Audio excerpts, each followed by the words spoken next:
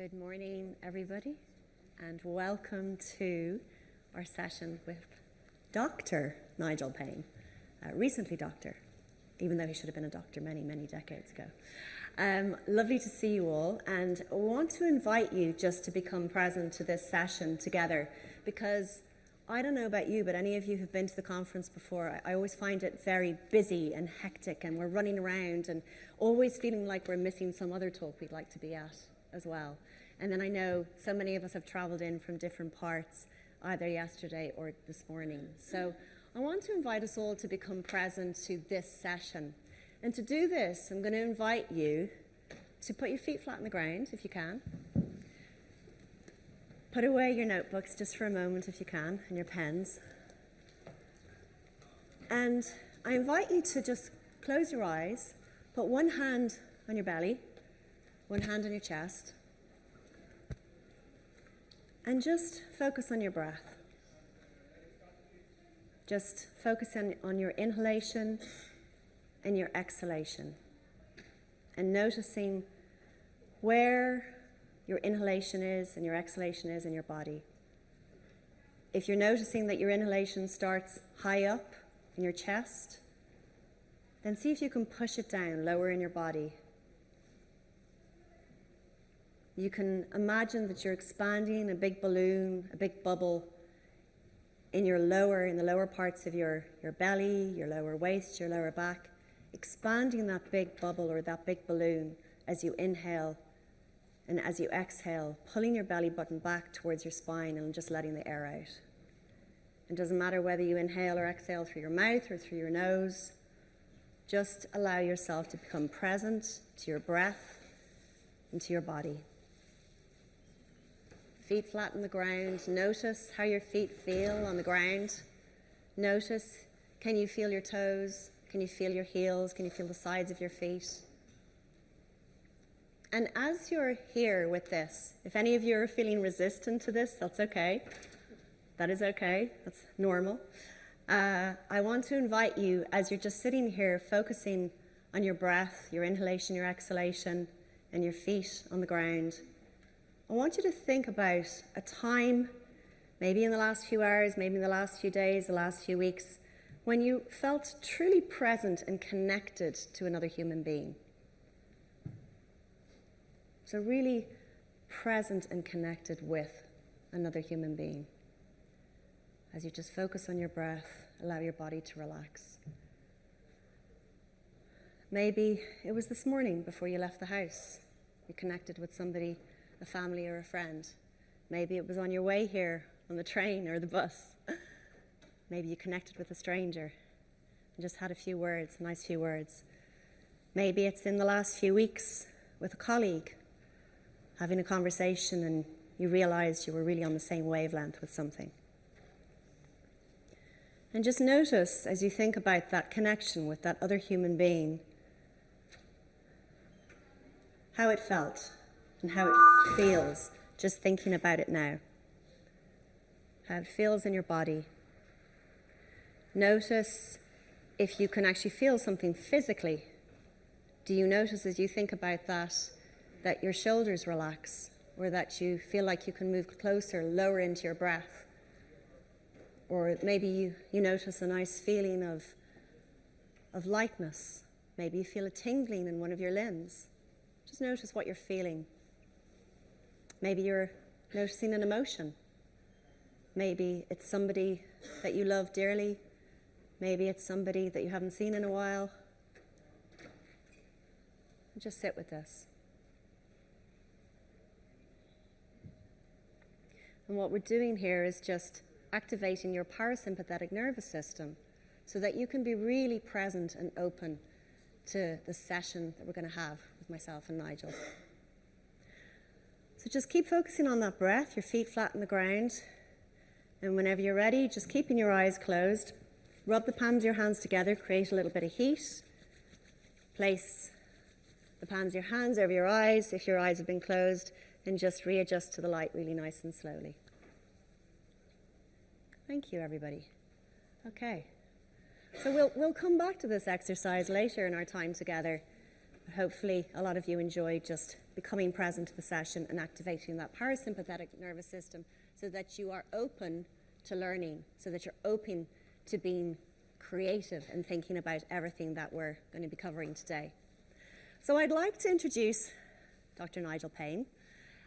For those of you who know him, he needs no introduction. For those of you who don't know him, I could spend hours talking about Nigel and introducing him.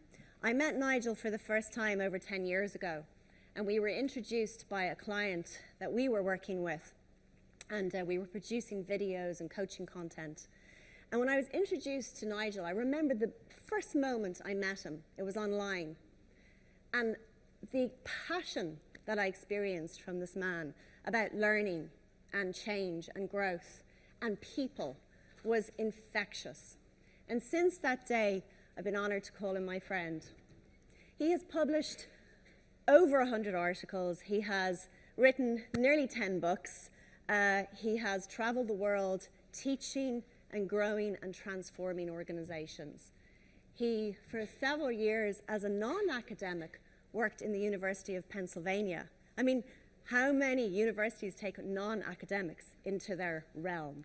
And it's just because of his passion and his real interest in learning and people and growth. Nigel has such high integrity and in everything he does, and I'm so delighted to be with him here today. So I'm going to hand over to Nigel. We're going to make this session very interactive. We're going to be having lots of conversations. Nigel does have slides, and together we are going to try and make this as interactive as possible, because I don't know about you, but Nigel and I both find it very hard to sit and listen to somebody for an hour and 10 minutes with slides. So over to you, Nigel. Thank you so much. I'm going to introduce Celine, and what we're going to do is not have a chair who says 3 words at the beginning and there's thank you very much at the end. Celine is a real expert. I want her in the room with me, and she'll get me out of jail if I completely screw up, and she's got as many decent ideas as I have, so I want to involve Celine as a kind of equal partner. I met Celine in this conference when it was in Olympia 10 years ago, and I remember vividly the moment when we met. So thank you very much to this conference, because otherwise I wouldn't have met Celine. She's based in Ireland. She lives in the countryside in County Wicklow. I live in the heart of London, grimy, grotty urban centre. She's beautiful country and so on. So there's a lot that divides us. She's Irish, I'm British, but there's a lot that we align with, and I hope that some of the talk today illustrates that alignment, and that Celine will contribute as many half-decent ideas as I will contribute mediocre ideas. But what I want to do in this presentation is not do a conventional presentation. I'm going to start backwards. So I'm going to start at the end, if you like, and then work through to what I really want to share with you, which is my model of organizational learning. But rather than start first with that and then show this is why and this is why, I'd rather get you involved in thinking about the nature of your organization. And I started writing this book. In the trajectory of the last 10 years, I've gone from being deeply, deeply inside learning and development to being outside it, looking at it and saying, by golly, it needs to change. It needs to fundamentally change. So I'm going to try and share some of the ways that it might change. And I hope that some of these things strike a chord, and that you'll pick up some of these ideas, and you maybe even go and implement something in your organization. And my philosophy is start now, start small, but start now. Don't wait till I'm a senior or I've got this. Start now, start small. And my belief, everything comes together really in this new book. What I believe is that organizations are often toxic, harsh, difficult environments that make people unhappy. And I fundamentally believe, and I think Celine is a psychologist, she's got a doctorate in psychology. Celine agrees with me that miserable, unhappy people aren't their creative best, and you will know that in themselves, in yourselves. I also believe that if you create an environment that is toxic, you limit everything else. If you create an environment where fear isn't the dominant emotion. And I don't know how many of you, I'm not going to ask you because it's slightly embarrassing to say, oh yeah, I'm terrified. But a lot of people are terrified at work. They are terrified of the environment, they're terrified of not being able to do the next task, and they're often terrified of their boss. And that itself is massively destructive. I think we can create organisations that are fundamentally the opposite of that are designed to enhance human capability and make people feel glad that they're at work and that work is one of the most exciting environments that you can imagine. At that point, we have the basic fundamentals for organisational learning and for a learning culture. And if anybody thinks that you can go away and if your boss says, we need a learning culture in this organisation, you come up with something in 3 weeks, that if you think you can build learning cultures when you don't deal with the lack of trust, you don't deal with the fear, and you don't deal with all of the negatives. I can't talk to that person because I'm not allowed to. Oh, she's in a different group. I have to ask the boss there, I have to ask the boss there. 12 layers, up, down, up, down. If you think that is the way that you can build a learning culture, you are fundamentally mistaken. Take it from me. We know more and more and more about the brain and the body and the links between them. We are holistic people. We are whole people. And yet work treats us as a worker is different from the person we are at home, the person we are at leisure. I don't believe that, and I think we need to join organisations much more fundamentally together than they are now. At that point, we can unleash massive amounts of innovation, creativity, and productivity and profitability. So in some ways, the argument you make is not, I think people ought to feel better. The argument is, do you want us to be more productive? Do you want us to be more profitable? And the byproduct of that is much more comfort and much more sense of well-being and a feeling that I belong in this place. It belongs to me. They value me. I value them. And you can't do that when you don't trust the person next to you, and you can't do that when you're terrified of opening your mouth in case you say something stupid, or admitting that you don't know something, because that's career limiting. What you don't know, I will never admit, I will cover up. And there's that survey in Harvard University Press, Business Review, where they asked 650 managers how many would ask for help. How many would ask for help when they get stuck? What do you think the percentage of people who would ask for help? You'd think 98%? No. 80%? No. It goes down to 29%. 29% of people have the courage to ask for help. And then the other side, would you offer help? Would you support your colleague? How many would support their colleague? 100%. Of course they would. No. More, like 50%, would offer help. The others would, and the reasons why they wouldn't help, I'm not going to associate myself with someone who's clearly weak. I'm not going to destroy my own ability to get a bonus and move ahead fast. I don't have the time. I don't have the inclination. I stand with the strong people. I don't stand with the weak people. So you've got organisations where the vast majority would never ask for help, and a small majority would not even offer help. Now, that is a catastrophe, I think, a catastrophe in terms of learning. You can't learn when you're paralysed with fear, and you can't learn when you're scared to say, I don't know that. I'm trying to grasp that. That doesn't make sense to me, and no one is prepared to help you make sense. So I just want to start with, I'm going to ask Celine first, but just to reflect on Suskin's presentation this morning. The one thing that slightly upset me is he clearly has no idea what the difference between training and learning is. Completely. That is astonishing. The second thing that upset me is that he thinks that Oxbridge model of learning is the only model of learning. So when I have my students in my room, 3 or 4 of them, that's powerful, 98% better. Better than what? Better than a lecture theatre with 600 or 800 people. They're not the two alternatives. If all of you think, well, the alternative is we either do one-on-one wonderful teaching or terrible big massification stuff. There's 1,000 alternatives between those two. And we live in the alternatives. So, is everything all right? We'd love to hear from you all. So Celine, tell me about Susskind. Well, let's put it to the gang. Like, what did you think? What resonated for you or not with Sussko's talk? And we need a microphone, so Adam is going to make sure we get the microphone too. And tell us your name and a little bit about yourself. Hi, I'm Kerry, work for an insurance company. Relatively new to learning and development, only 5 years.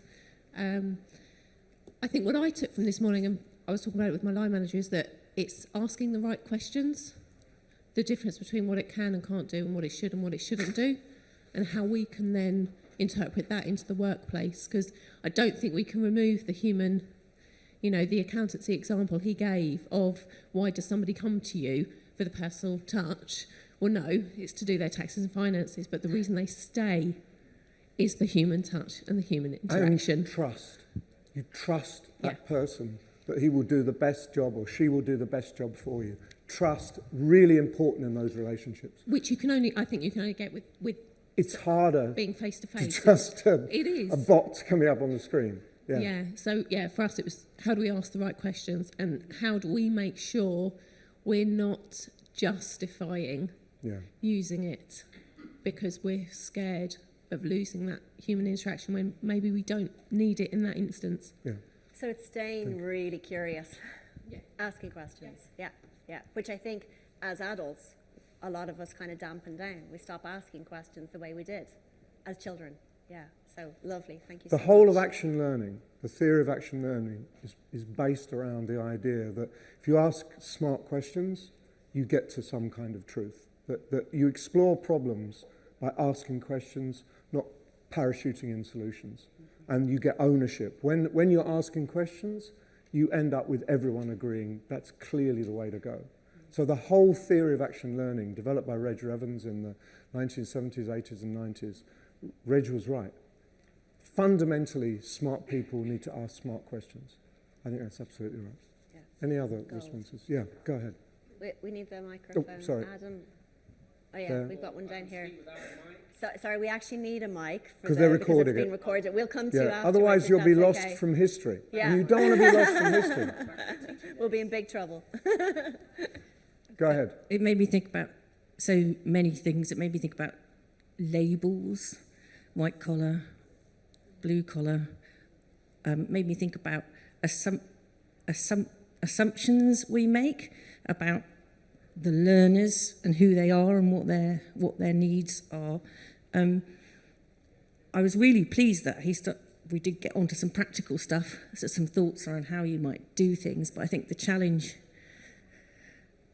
for all of us, including how he was thinking about the world, was we know there's an overinvestment in learning and skills when you're younger, but actually learning begets learning. So as soon as you enter the workplace, and it's a real challenge for us in L&D, a much greater proportion of L&D budgets and training and development efforts is spent on people who already have lots of qualifications, who've generally done well in mainstream education, and actually that's probably not the bulk of people who need upskilling and reskilling for the future of work. So how do we design learning and development, and it fits into thinking about your organisations in a way that includes everybody and makes sure no one's left behind. And I think the thing about assumptions, labels, stereotypes, and that's as much about how we think about our own organisations and how training is deployed.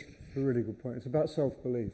If you fundamentally do not believe you can learn, you're wasting your time giving them 25,000 hours of anything. You need to work on building people's confidence to believe they are learners. And I think if you have a workforce that believes they are learners, they can conquer the world. They're not afraid of any change because they're learners. But most people define themselves the day they left school. And I can't tell you, even senior executives, I was terrible at school. I couldn't do that at school. They're 46, and yet they still define themselves from the day they were 16, 17, or 18 when they left school. So I think that you've got to focus on creating the right conditions and environment for learning. And then the learning will begin to take care of itself. And if you think, well, we just got to get these people in a room and shovel AI down their throats, that's the way we'll do it. No, you won't. You'll just build resistance and fear. And resistance and fear are the opposite of learning. So there's one down here. Have you got a microphone down to the front? Here, we have. Oh, good. Thanks. Wow. Tell us your name. Rick, I'm a learning experience designer. I think AI is the perfect case of having to rethink organisational learning and link to the culture. I think if we approach it trying to integrate AI into teams in traditional ways, of maybe like only workshops or some micro learning or some support materials. They're helpful, but I don't think that's enough. People have strong appearances with AI. They might feel that it's threatening their job. Also, people need time and space to experiment with it. Something like ChatGPT, it's quite temperamental, so you can't just say, if you do this, it's going to work perfectly. One prompt for someone works differently for someone else. So it does need a lot of experimentation. But also, people can maybe go on it once and it not work, or maybe they think it's super technical, but it's somewhere in between. So it's not actually that difficult to learn. You just need a bit of time and space and encouragement. And like you said, with the culture, if there's a culture of fear or lack of trust, and you have all these beliefs seeping in about it's going to take my job or feel threatened, and that's just going to aggravate that culture, I think. Yeah, it's true. And you can make it worse. You can increase the fear, increase the lack of trust. Do you want to say something about Suskind? Did you find it helpful? Yeah, I mean, you know, I've been to so many different talks about AI, as I'm sure you have all recently, and I've been playing with it, as Rick says. And I still think we're all confused. So we're all confused about what we really need to be doing. And, you know, even after his talk, I was having a conversation with Julie Dryber about, well, whose responsibility is it, you know, to prepare us for this? And is it organizations? Is it governments? You know, that question came up. And it's like with anything, it needs to be collaborative across the world, across the globe, across governments, across agencies. Otherwise, we're just going to, all the normal obstacles that come up for us as human beings will continue to come up. So coming back to, was it Kelly's point? No, but curiosity, asking questions. I think we need to now really step up 100-fold to be really curious about what's the opportunity here. Yeah. I agree. I did a session with I won't name them, a big logistics company. And I was, the senior vice president was in the room, and I finished, and he put his hand up and he said, "Thank you very much for nothing. You think I want people in my team to ask questions? No, do what you're told. We've set up these processes. They're really good processes. Just implement them. We don't want anyone asking questions. That's the disaster. If you want to destroy this company, ask questions." And everyone's got a little round of applause, and he sort of put his hand on his hips. There's quite a few nods of acknowledgement around the room there, and eyes rolling. Yeah, we've all seen it. Yeah. Right, so let's move on. So I'm going to start off with this idea of fieldwork. It's a very well-researched idea. I think that I'm not individually accusing anybody, but generally in L&D, we do not do fieldwork. We are told what the problem is, and we are told to go and solve it. The sales team need training, a la Suskind. Or there's a problem with those leaders, get them sorted. And what you need to do is explore. You need to go into that world and find out what the real problem is. And we talk at Argyris, who wrote the first big book on organisational learning, said we need to think about double loop learning, not single loop learning. And double loop learning is actually think about a solution, but maybe there's another problem underlying that, so explore that problem, and you go round the loop till you get at the underlying cause. And that often, I would argue, got absolutely nothing to do with some learning deficit. It's to do with culture, it's to do with some miserable swine who runs the sales team like they're a slave army or whatever it might be. Training ain't going to fix that. And the idea that we somehow give up on our responsibility to ask what is going on. And it's asking questions. So you think the sales team have got a problem. What sort of problem is it? Can you point me towards somebody what you think embodies that problem? I'll go and talk to them. Let me explore that. Can I spend a couple of days or a day or an hour with that team and try and understand where the issues are? Try to go from questions to understanding. Now, my first example, this incredibly well-known educator, Lionel Messi. There we go. How many of you think that Lionel Messi spends all his life listening to some guru in a room on his own? No. Lionel Messi learns mostly on the field. And one of the fascinating things about Messi, this is from Adam Alter, who's an NYU psychologist. Messi spends his time doing his field work, where better, but on the field. So Messi spends 5 minutes eyeing up the other team, looking at where he might position himself, where he might move, where the weak spots are. So he doesn't do, you watch him. Next time, if you ever get a chance to see him, you watch him. He does a lot of walking. He's not going to wear himself out, especially not in the first half an hour of a game. He's looking, observing, trying to understand what is actually going on in the game and what the other team is doing. And he spots the weak points. And when he's spotted the weak points, then he knows where to position himself. So when the ball comes to him, he can exploit that weakness and score a goal. So Messi operates in bursts. He's just hanging around. Then all of a sudden, he's just Mr. Animation, he dashes through, and more often than not, he scores a goal. He's a remarkable guy. And part of it is his intelligence and his field work. You don't believe what the manager just told you. You don't believe what critics say. You get down and dirty and find out yourself. So there's this quote from, I love this guy, David Nicolini. He does write in the academic gobbledygook sometimes. But what he's saying, I think, is really profound. Practice talking reiterates you've got to get beyond grand connections like discourses, paradigms, and logics.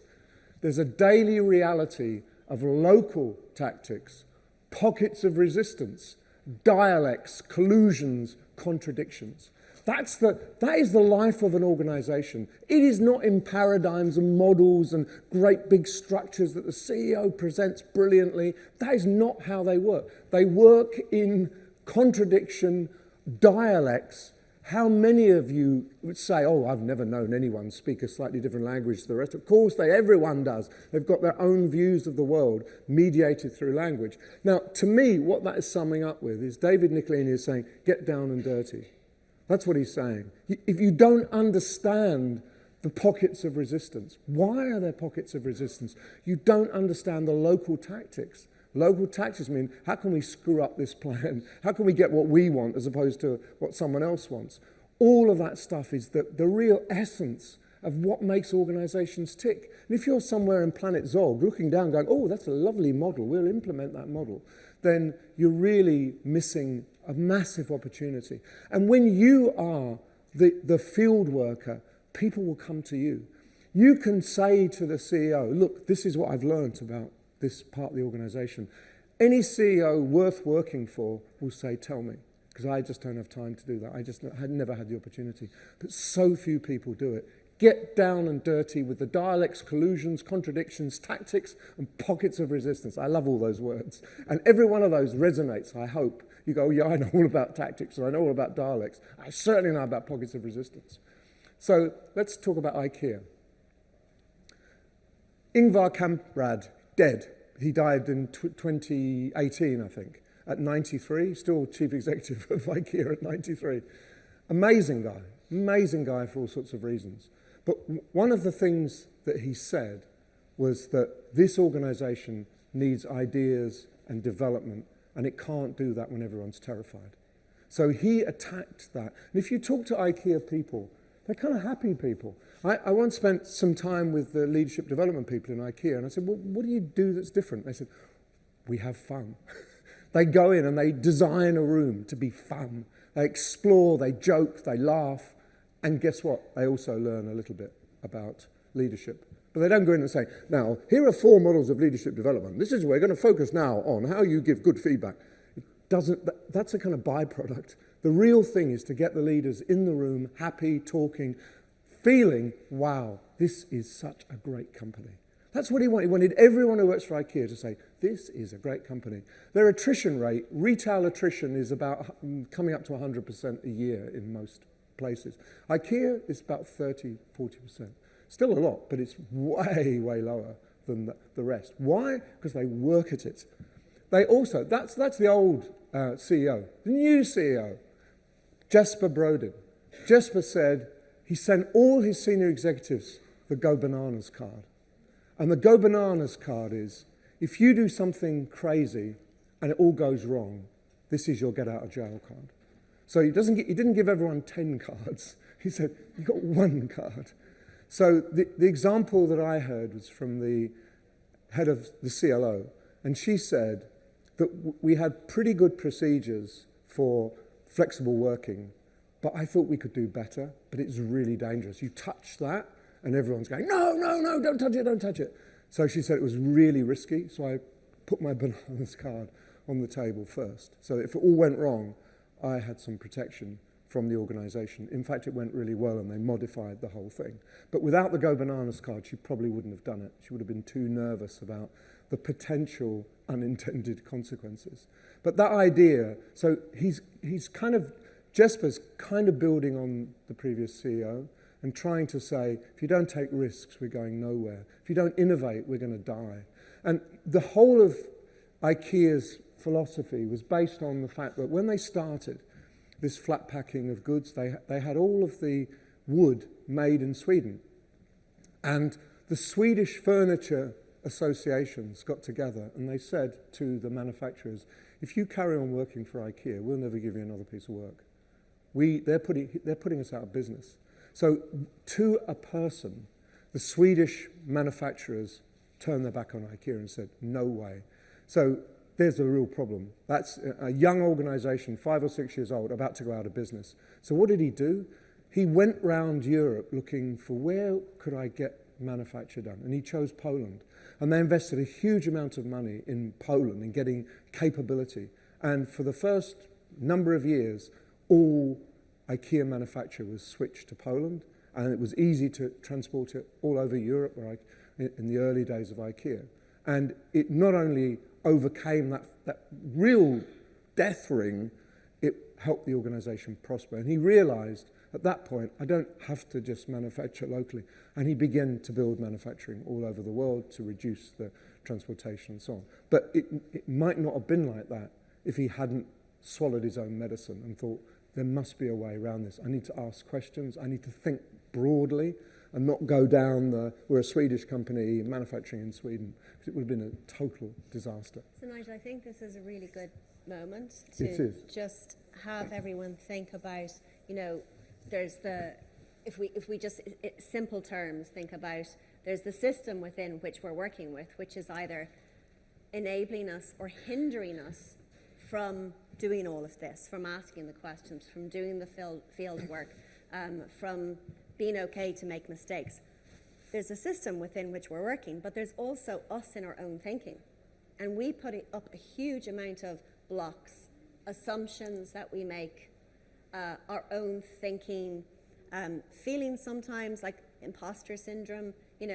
Every single one of us has had that feeling of some stage of where we can't ask the question that we need to ask, or do or take the chances that we need to take because of our own thinking, our own patterns, our own habits. So we want to just ask you to turn to, if you could find 2 or 3 other people, ideally around the room, don't just talk to your friends, and just have a very quick conversation about what is enabling me and what is blocking me within the system I work within and within my own thinking. To really take the chances to ask the questions and to stop making assumptions. My question, which I've asked well over 1,000 people, is what stops you doing good work? That's it, basically. What stops you doing good work? Yeah. I've never, ever been in a room where people said, nothing, I'm working. No one, never. So be the first if you want. I think it's really important for us to go, well, what's actually supporting us to do that as well? And that's the second question. What's supporting us, we're not actually pulling on it. Yeah. So is that okay? Have a quick chat, find 2 or 3 other people. Ideally, find people you don't know and have a conversation. We'll just give you about 5 or 6 minutes. Is that cool?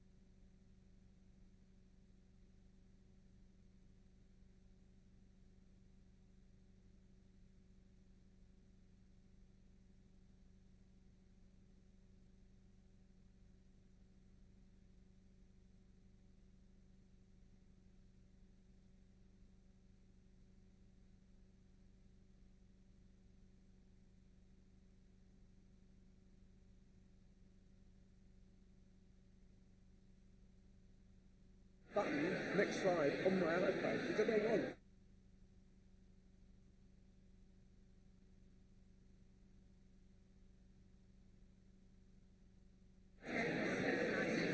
Yes, exactly. So you lead on this, and I'll just want you're good at it. Oh, good. Okay, that's a great idea. That's how the other guy got his. That's how that other guy got his microphone so quickly. I said, no, hold on. Yeah, good. It's good, Ed. If you look after the tough people, they look after you. It's pretty much true. They disconnect things and couldn't care less.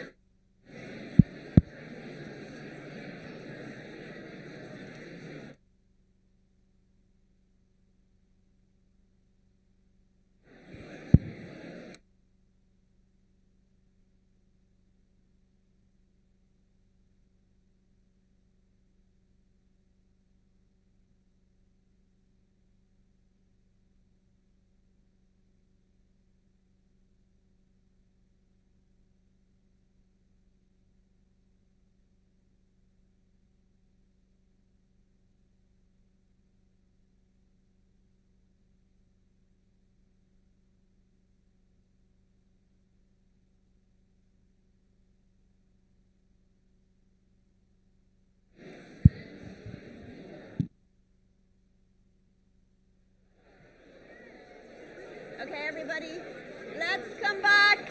Okay, Thanks, everyone. can we come back? See, this is the most interesting part. I often think that if Celine and I quietly left the room and came back at the end, you'd be absolutely happy. You'd just carry on talking. Yeah. Okay, so we'd love to hear from a few people. Would anyone be happy to share? Yeah? Have a microphone here. And tell us your name. So I'm Tom. I'm the L&D business partner from River Island, and we were talking there about how L&D has almost fell back into a routine where you become very specialist in a pocket of learning and development. The fear of that being that connecting the dots between those different specialisms, so be that apprenticeships, digital learning, partnering, facilitation, leadership development, it becomes quite challenging to make sure you're getting that holistic approach to a great experience. I can only speak for my organisation, but we default back to what people have experienced previously. So if somebody's had a great classroom session, that's the only solution. Yeah. And it's all about addressing that misconception that that's one part of learning, similar to what we talked about earlier with the tutorial programme, that it's great that you can have that, but it's not always going to be the best solution. And how can we create an environment in L&D teams where we're pulling together all those levels of experience, but making sure that it's creating the best experience for the people and ultimately our stakeholders. It's a really important point. The thing I've never understood is why many organisations have a CLO, head of learning and development, and then a head of leadership development, as if it's not learning and development. They separate them when there's so much importance in putting leaders in touch with the rest of the organisation, in using ideas from somewhere else to put it into leadership. The things operate together. And you get this kind of hierarchy. Oh, I'm doing leadership, actually. I'm doing leadership. I've got the big budget. They're doing kind of boring stuff, yeah. I'm doing leadership. It's nonsense. It's all nonsense. But you're right, yes. As soon as you start to fragment into I'm digital, I'm non-digital, I'm analog, you're in real trouble. You're in big trouble. Yeah. Great. Let's Adam, I'm doing this one. Hi, I'm Paolo. Cynthia and I were just chatting about, we've been in the world of work for a few years now, and we were talking about the environments that we've worked in, but we've not had the bravery to call behaviours out. Yes. Especially, I don't mean to say, but that pale male, stale senior hierarchy. Yes. And as you get older and a bit more wiser, you feel like, I certainly am braver to call stuff out now. But as you say, it's the environment that you create for your employees. And just to the last point around the hierarchy around digital, about leadership, I've been in that space myself where I've had a big budget to build a leadership programme. And I have to say I have gravitated towards that, but actually looking at yourself in terms of what are the other areas that I could develop in. So it's always you gravitate towards what you know, maybe to a certain extent, but it's really fascinating that you brought that up. Yeah. But yeah, so that's what we were chatting about. It's a really good point. Can I just, my two halfpence worth. If you don't call it out, you are part of the problem. But you don't call it out by confrontation. That's the worst thing you can do. So in that circumstance, you grab a whole bunch of ethnic minority females and you create a little group with them and you work with them and they start to have an influence in the organisation. So you build an alternative. You don't say, I'm never going to talk to you again and you're all pale, male and stale, which is possibly true, but you don't. It's not the best life-enhancing career move to call out the most senior people in the organisation. In my humble experience, I'm just saying that. So there is never a way that doesn't have a solution if you think about it. Think smart. Don't think confrontation. Confrontation, you lose. Being smart, you win brilliantly. You win by deflection, not by confrontation. Sorry. Do you want to take one more? Yeah, one more. One yes. more. Somewhere. Here we go. Here. Hi. We were chatting, Mina from Deloitte. So I work in leadership development. Good. Because we are segmented that way. But we were talking about large companies. So depending on how large a firm is, it's then getting agreement from all the different businesses because each one operates with its own CEO as a different business. So if you're doing central learning or central initiatives, then it's about lobbying and making sure that everybody agrees. And sometimes that's hard because obviously you have to tailor to each business, do a lot of field work for each business and create something that everybody will agree to. So I think it's harder when you get then to the higher levels to make sure that everybody sees the value and agrees to it. Fieldwork is the way to do that. If you go into each of those different divisions, you will guarantee find common problems and you can confront them with those common problems. And if you put quotes from staff in 4 different divisions and say, which divisions do they come from? They'll go, I don't know. So this is where we focus across the organisation. If you haven't got standards for leadership and standards for behaviour across the organisation, if it's divided by the robber barons, no, our values are totally different in marketing, can't possibly do it. Production, no, we don't deal with that. Then you're fragmenting the organisation and creating chaos. So you've got to do the research, you've got to confront people with evidence, not, I disagree with you. It's not confrontation again, it's evidence. And I absolutely have never found an organisation where leadership, there are local differences, but essentially it's one organisation. The problems are across the organisation, not only in this bit. But every little robber baron, as I like to call sort of SVPs, every robber baron thinks that they're unique and special and they want special attention. And when you do that, you end up with 15 LMSs and 26 leadership development programs, and yeah, you're doomed at that point. Get another job. I think it's also really useful to think about polarities and contradictions. Yes. Because, in any organization, and even in each of us as human beings, I might be very passionate about the environment and saving the planet, but at the same time I flew here. I could have taken a boat from Dublin. So there's these contradictions in us, in each of us as individuals, and then between us. And I always come back to one of the basic rules from improvisation. If anybody has ever studied improvisation, it's the and, yes, and, rather than the or the versus. Or the no but. Or the no but, yeah. And so it's how do we even recognize that there are polarities and there are contradictions, and let's work with them together. Well, I was in, where was I? I was in Cologne last week, and one of the exercises was we had to tell a story. It didn't matter what the story was, in pairs. And the first story was no but. So you had to start the story with, a little bear was walking down the road. The next person said, no, but it wasn't really a bear. And the story lasted about 12 seconds because you just run out and it's so negative.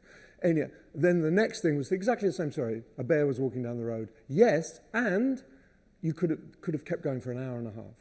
The elements of building, people like building one idea on top of another. So exploration. And if you can get in leadership and do a yes and in leadership, this is the way we do it. And you end up with something that's life-enhancing. Open up. Yes, open up rather than close it all down. Sorry, I want to go back one. Yeah, this is really important. L&D operates in the field of knowledge. No, they shouldn't be there. They should be in the field of knowing. Knowing is emergent. Knowing is a process. Knowledge is a thing. That's why I used to have huge arguments with KM people. The first thing I did in the BBC, I think on day 3, I cancelled, this is a terrible thing to do really, throwing my weight around. I cancelled a £250,000 contract with Autonomy. They're going to build this horrendous, complex knowledge management system where you had to go and everyone had to enter in their knowledge and then it had to be processed and analysed and therefore everyone will be able to access knowledge. And I thought fundamentally that didn't feel right. And thank God we didn't get in with Autonomy. What a disgusting company that turned out to be. But anyway, I thought the whole principle of knowledge management, and I had people coming at me, you wouldn't believe, I've probably still got some of the emails about how my stupidity and I don't know what I'm talking about and who the hell do I think I am. But I'm really glad I did that. And it's a fundamental change in direction. We're not about packaging knowledge. We're about exploring emergent knowing. And it's messy, but it's the place to be. Absolutely the place to be. And this is, again, Nicolini, my friend Nicolini. We get into organisational knowing, which is relational, mediated by artifacts. There's so many things. You've got to find what the artifacts are. And always rooted in a context of interaction. Talking, arguing, debating, contradicting. That's where we should be locating ourselves. Not in approved, sanitized, packaged knowledge. Because it's dead. It's dead. And by the time we've packaged it and got it out there, we've moved on. So you need to be in the field of knowing. It's really important. Now, this is really interesting. This is Hannah Critchlow. Hannah is at Cambridge University, and she's a neuroscientist. This is her new book, which actually came out a year ago, I think. What she's saying is that human beings, well, you can see what she said, almost everything we've achieved has been done by groups of people working together.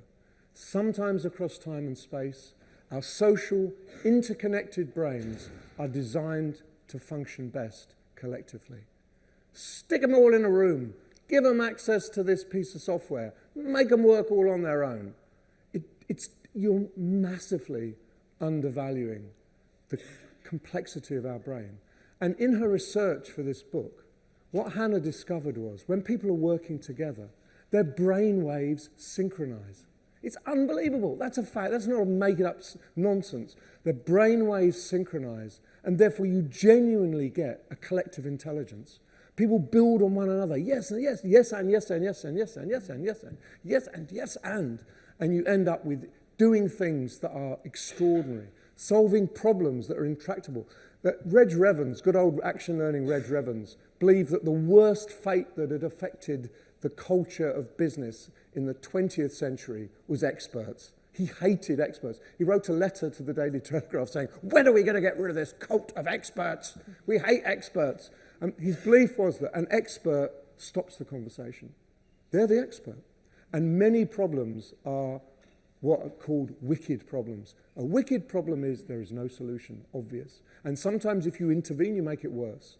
And all of us are confronted more and more and more and more by wicked problems. The only way we solve wicked problems is by exploration, preferably collectively, to use our corporate intelligence. And my whole book is based on that idea that if we can unlock the collective intelligence of an organization, it's going to be more productive, more successful, and everyone in it is going to feel better than thinking we've got a genius CEO or, wow, the director of marketing, she's amazing. We have to draw on the expertise of everyone because no one is an expert and everyone is an expert. And often the truth and the solution lies in people at the front, not people sitting in the C-suite who are very insulated often. Sometimes they're right, sometimes they're wrong, but the only way you work out where you move is to agree by asking questions and exploration and all those things there. So this is a fabulous book, and it's really... And also, just to add, there's research done by... Has anyone heard of Richard Boyatzis? Yes, yeah. I know him. Yeah, yeah. He's at Chicago, Looking at even our immune systems, and actually through the positive interconnectedness between us, we can impact on each other's immune systems.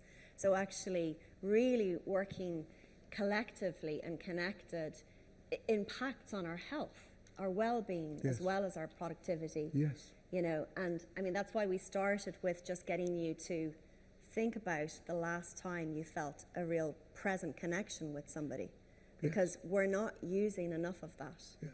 Biotis was the smarts behind Goleman's book on emotional intelligence. You know, all the emotional intelligence. There are a group of people working at that university in Chicago, and Biotis did all the hard work. He got all the data. He worked with 1,200 or 1,600 leaders and worked out. Goleman took Biotis' work, put it into that book, and made an absolute fortune, literally millions of dollars. If you talk to Biotis, mention the name Daniel Goleman, you won't get a polite response. But he's all research based. And interestingly, his next big thing was competence frameworks, believe it or not. And now he's on to well-being and communication and connection. I think he's moving in the right direction, but he takes a few wrong turns. He's a great guy. He's getting old now, but he's not pale, male and stale. He may be pale, he may be male, but he's absolutely buzzing with ideas. I really love the guy. So, next thing.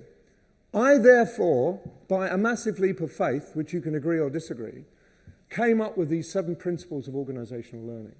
And not many of them are to do with learning. So, number 3, I'm not going to go through them one by one. Number 3, there is no place in a modern workplace for bullying, intimidation and bad behaviour, and yet these bad behaviours happen everywhere all of the time.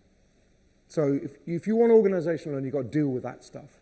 Number 6, when learning is locked in people's heads, it's very hard for organisations to make real progress.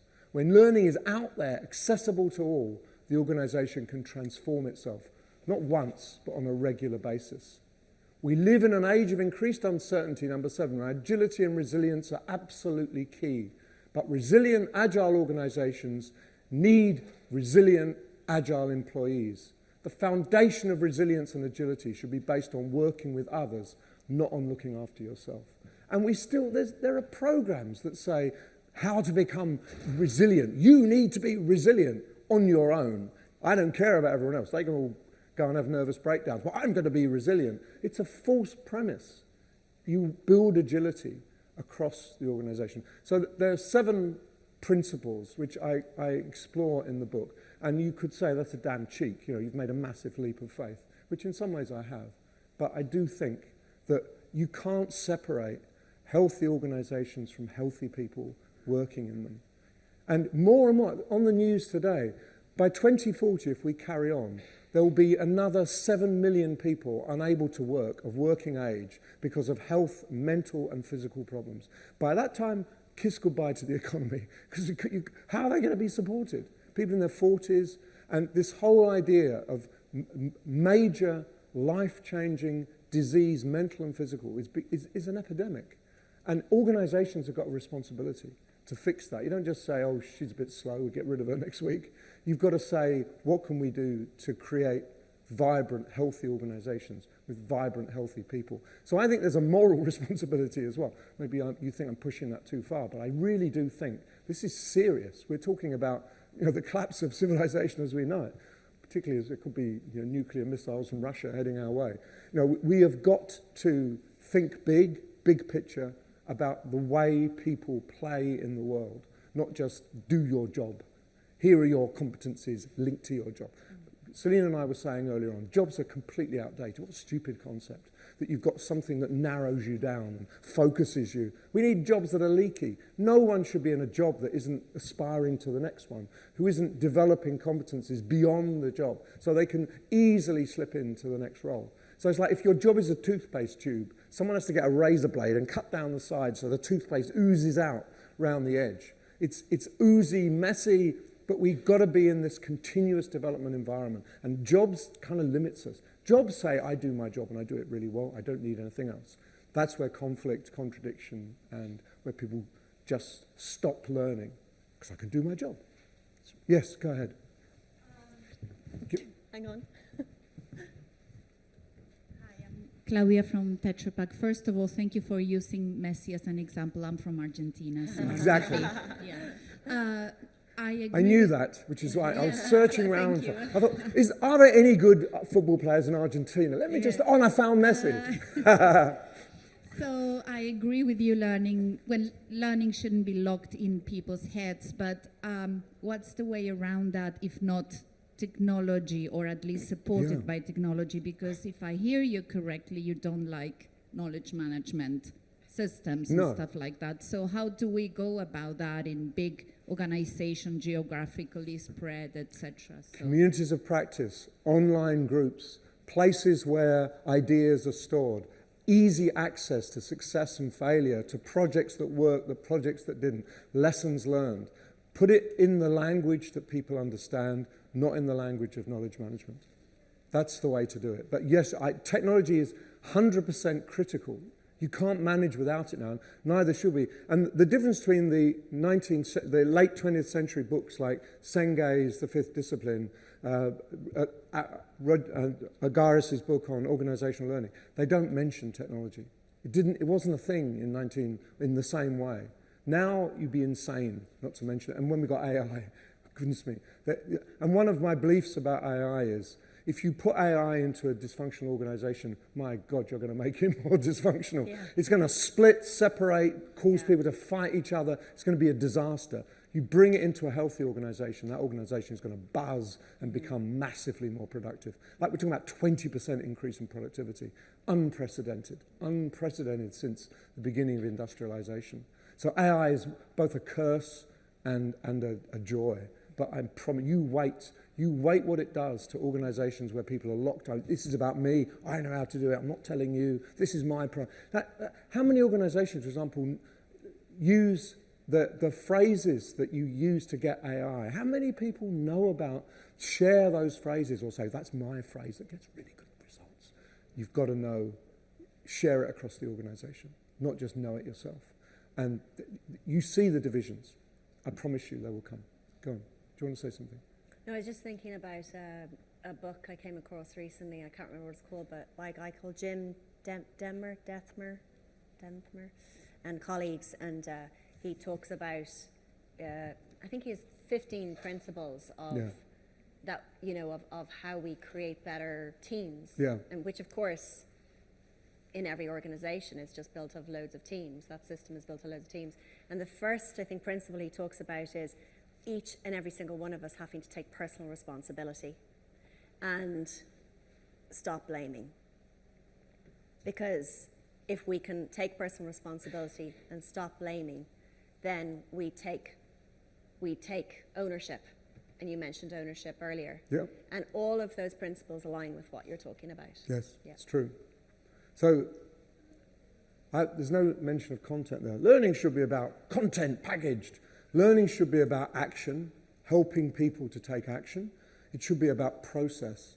You should be able to create processes that change the organisation, emerging from learning. And it should be about culture. And linked to that, the model that this is where I was originally going to start, and I thought, no, I think we're going to end here. So this is my model of organisational learning. And I was in New York at MetLife, and the CLO at MetLife, which has got 108,000 people, he looked at it and he said, you know what saves this model, Nigel? And I said, no, what saves this model? And he said, the orange bits. He said, if you take those orange bits out, it's worthless because nothing happens. You just go round in circles. The key is to break out. And so I'm suggesting that culture and environment are you've got to understand the external environment, understand the internal culture, modify the internal culture in the light of the external environment. And I'm also saying that you've got to connect with knowledge from outside and knowing from outside. What are people doing elsewhere that we could learn from? Who are the key thinkers? Who are the organizations that we should track? But many organizations never bother with any of that. They never bother with any of that. Whereas I think it's absolutely important. If you're doing that, then the model about building spaces online and physical where people can get together by connecting ideas and adding one and one and making five, or adding one brain and making a connected brain, and connecting people, connect people. So many organizations disconnect people. You're not in that division. You can't talk to her. You haven't got permission to do this. It's absurd and ridiculous. And this notion of the organisational brain, which I have, and the organisational brain is this metaphor which is possibly crazy. The assumption is that like your brain has got neurons, but the 100 billion neurons are nothing without the connections. It's the synapses that make you smart. What makes you smart is the connections. And I think in an organisation, if you see every person as a neuron, the connections are what makes the organisation smart, not the individual people. And it's like, it would be absurd if we just thought that I've got a better cell than you've got. My brain is better than yours, therefore I'm better. Because I get smarter by the connections. And that's how we learn. Fundamentally, you read Hannah's book, that we know how people learn much more than we ever did, because we can watch it now in real time, and we just guessed and had theories. So the model works only with the orange bits. So I think she's absolutely right, that you need those ability and willingness to modify culture, to keep an eye on that external environment and bring in outside ideas and knowledge. Celine, anything to say? Nigel, I was just thinking then for everybody here, just a first step, a first step in this from your experience that everybody could take away. Like for me, it's what's the question that I can ask myself as I go back out into the world, and what's the question I can keep asking myself even as I go through the rest of the conference, so that I don't make assumptions. And so that I keep coming back to what can I do to take responsibility and ownership of creating something different. A few of you have talked about leadership development programs, and I'm involved in loads of leadership development programs, and I always think it's fascinating. The people who I see really growing and thriving and creating happy cultures around them are the ones who go through the programs and then continue to connect. Yes. To continue to have conversations with the people that went through the program, through peer coaching or whatever, and keep connecting beyond that, building that connection and collaboration. And they're the people who really make a difference. So it's always thinking beyond where we are right now. Yes, completely. I'd love to hear what you think about your recommendations for us for our first steps walking away from today. The way if I said, this is the thing you've got to do, your first step is this, I'm talking out of context. You all work in context. You don't work in marshmallow land or vanilla land. You work in X organisation. My advice would be start to do a little bit of field work, talk to people, work out where you can make the most impact with the minimum effort. And one of the lawyers in London, that they decided they wanted to be one of the best top workplaces in the UK. And they did the initial survey, and they were down about 930 on the list, because lawyers' offices are usually pretty miserable and very hierarchical. So the first thing that they put a partner in charge, John Silkin. And John decided, I'm not going to go away and think of big plans of what we do. He called together all the junior solicitors, the ones who'd been there less than 3 years, and said, what do you need that would make this better? Make this place better, more fun, more interesting, more creative. And he came out with a list of about 29, 30 things. And he looked at the list thinking, oh God, how much is this going to cost? About 15 of them cost nothing and could be delivered tomorrow. And they did that. They delivered the first 15 and said, so you talk to us, we've delivered. Talk to us more. And they said, well, that doesn't work and that doesn't work. So they built the workplace around what was frustrating the hell out of staff, and ended up with a firm that people desperately wanted to work for rather than one that people desperately wanted to avoid. And they made everything better. I went in there, I talked to some of the junior solicitors, and the first thing was get rid of the executive dining room. So he went to see the senior partner and said, this is really bugging people. They hate the fact that you've got cutlery, we've got plastic, you've got carpet, we've got lino. So they got rid of it. Just overnight, they said, no, we'll meet in the dining room. If we need to meet partners, we'll take a corner table. We can talk quietly. You don't need to extract ourselves. Partners and everyone else. It's like cricket, when it used to be gentlemen and players. Players were not posh. And so if you look at the 19th century cricket list, it's Mr. So-and-so and then John Smith. He's a player. Mr. whatever. So you've got to get rid of those kind of elemental things. Find out what bugs people. Go find them. Ask questions. So Nigel, we have about 3 minutes left if anyone wants to ask any questions Yeah. or make any comments. Just while we're passing the microphone down, Nigel, you've got a webinar coming up. What date is that? It's continuing the conversation. April the 23rd. And how can people find out about it? They go to that URL on the screen, Okay, Once Hub, and it's free. great. It's free. There's a series. Thank This you. is the 4th in a series. And So your you can go back. Once you register for that, you get access to the other 3. You may or may not be, after this one, you may or may not want to go back to the other 3. But they're there. And it's running at 11 Eastern, and that means it's 4 o'clock UK. And 4 Nigel, p.m. your new book, Organisational Learning, will be out sometime between May and September. Is that correct? Okay, let's That's take cruel. a quick That's question or cruel. comment here. Henrietta's in the room, and Henrietta says to me, "What is not out yet? What the hell are you doing?" And the answer is, "I'm fiddling around." So it's written. It just needs to be finally written. So I reckon July. I hope, okay. not May. Sadly. Go for it. I have a very practical question. We talk a lot about the culture in organizations, and if we would like to measure whether the culture in organization is supporting learning, are there any ready instruments and measurements? I developed one. I've got the learning culture instrument, which I can give you free. Oh, it's please. It's 8 frames and 4 questions in each frame. And the very least it will do is start a good conversation about that would be good, because it can be added, for example, to engagement survey and see the correlations. Exactly. It's very simple. And you don't have to use it. It's best if you use it all, but it's got a number of parameters. And you may feel this is the most important parameter, and you can start there. But one of the things that it's led to in the hundreds of organizations that have used it is good conversations, back to conversations. So then we can send email and receive. Yes, I can send it to you on email without any problems at all. Yes, you just need to. Is my email up there? No, it's not. That's good. It's on the front screen. I'll just go and tell you what my email is. It's kind of really, really complicated putting your email on something, so I forgot. So there it is.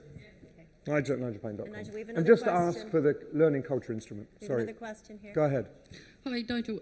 Would you think that if we could upskill everyone in every department in an organisation with critical thinking and critical reflection, that would build the whole thinking and sharing and looking at experiences, look at what's gone right, what's gone wrong? Because I've been trying to plug the thinking and the reflection, and any kind of support from anyone saying that, yes, this really could make an organisational change would be great. Learning, thinking, reflection, they're all linked.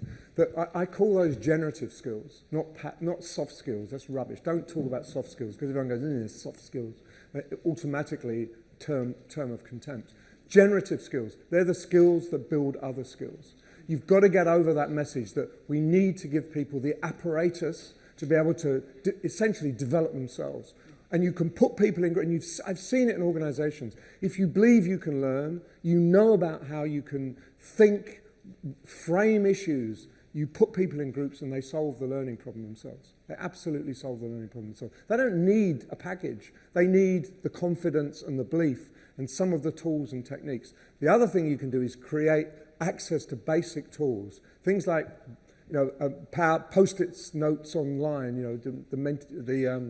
you know what they are, I can't remember what they're called. There's loads of them, free. Just get your organization familiar with brainstorming together, generating ideas, and recognizing that everyone's view of the world is equally valid.